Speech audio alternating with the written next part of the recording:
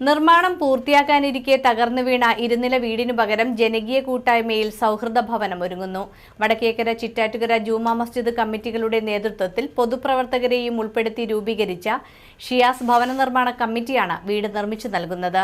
July 21-നായിരുന്നു നിർമ്മാണം നടന്നുകൊണ്ടിരുന്ന ഷിയാസിന്റെ വീട് തകർന്നു വീണത്.